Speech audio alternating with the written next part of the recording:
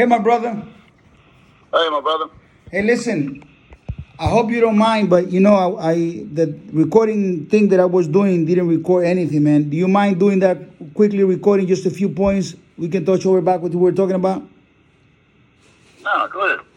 Well, going back to what we said before, I would like to just, first of all, again, say thank you for you allowing me to record this. We didn't ever have to do these back in the days because when we were checking for people, they either buy or they don't buy it. They either qualify, they don't qualify. They either really great people when you qualify them. But nowadays, you got to be very careful. Right. I wanted to ask you just a quick question about what can you tell me about your state of happiness in the way we deal with these dogs? Oh, man, I'm completely happy. It's nothing that this dog isn't. He's a companion. He's a smart dog. I call him my babysitter when my grandkids are there. He's a hunter. And he's a protector of his yard by all means.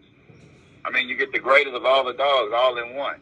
The real American, eh? That's what it's about, the American dog. Yes, sir. Let me ask you a question. Can you tell the world a little bit about that buying process? How was that buying process? When you called me, to me, it was a great experience. When I called you, it was just I met you, we talked. You see that I had a real passion about these dogs, and you was like, in order to have one of my dogs, my brother, you have to go through a process of me, looking and making sure who you is, getting like evaluated to make sure that your dogs go to the right hands, which that was totally understandable. Any person that works hard and produces something or spend time to build something don't want that anything they build or make to be tarnished or be misused, which I don't think that should be a problem. And no one should see that as a problem unless they don't understand the state of building and making something of their own. Wow, absolutely. I really like what you're saying right now. That's very nice. You mentioned your grandkids, and that means temperament. Can you tell me a little bit about that temperament? I mean, can you ever imagine one of these dogs being rude or biting one of your children? No, man, my grandbaby jumps on his back, bites his ear. My grandson bites his ear, and he just plays with him. I mean, they sit out there and eat with him. They eating and feeding him. I got to stop because, it's crazy. She's eating and feeding him. And, I mean, it's just great, awesome dogs, bro. And at the same time, he's eating with a child. Like I had a situation occurred. Another dog came back there and he protected the yard. So it's crazy that, it's awesome that this dog can go from that temperament to that temperament and go right back to it, I mean, that shows what he's bred. He's balanced. He's the dog that of Velvet and Steel. So, and another dog came to the yard trying to be funny, eh? Yes, sir. Try to come back there like he was going to dominate something, and this was his yard. He had to find out the hard way that it wasn't. How did he make out of it? He made it well. Did he even made it out? No, he didn't make it out, brother. He didn't make it out. He made it into a hole. Wow. So that would have been a coyote or wild hog that would have come in play with your dog. He would have found the same road. Yes, sir. Yeah, that's supposed to be. You're supposed to protect your family and protect. So that means if your grandson is with the dog and some other dog in the street is coming in, some mean dog trying to attack your son, he's going to be protected. Yes, sir. Let me ask you a question, because we're talking about this dog, how versatile he is. Do you ever think like some other dog will come in and just like plug him and then get stuck with him for like within 2 minutes, for say? Can that possibly happen? Oh, no. No, sir. The reason why I tell you that, not at all. The reason why I tell you that is because, we are about 97%, I will say maybe 98% on success when we check our clients and the people that are buying our dogs. But once in a while, some sleazy bag, is try to, kissing ass and going around. He might come around and get around my guard, and especially if he's someone that is like from the same town, same city, whatever, he might come around, and that could be a problem if the person is maybe a psychopath, and it happens to one of our poor animals. I feel bad about the dog. I mean, when I found out about it, I said, this dog, get him out of his pain and his misery, I mean, if animal control picks up the dog, I mean, Hopefully they put him to sleep so he don't have the psychological distress. But I found out that the guy was actually raping the dog and making videos of the dog having sex with other dogs. Males, Wow. male to male sex. Wow, that's insane. Yeah, Well, I know one thing. I know mine.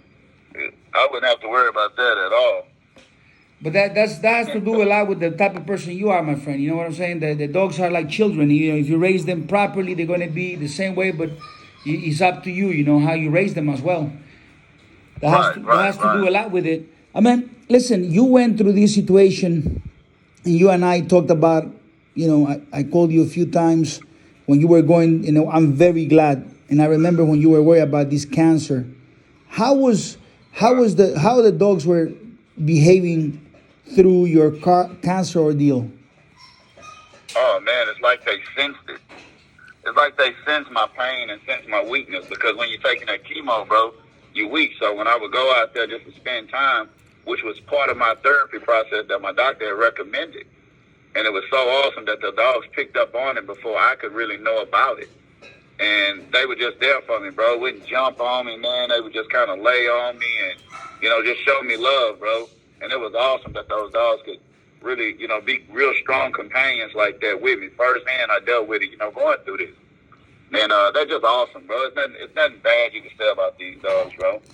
Nothing bad you can point out about these dogs. Will you say that these dogs you got from me has been the best canine experience you ever had? Will you call it that way, or the best you think, or maybe not the best? What would you think? I would say this is the best dogs ever owned, my brother.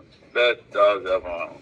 Man, I'm so proud of the dogs, to be honest with you. We had this conversation before. It didn't record too well, and I'm glad you give me a chance to redo it again. I appreciate you. I know you're very busy and stuff like that. And listen, I want you to take care of yourself through this coronavirus deal here.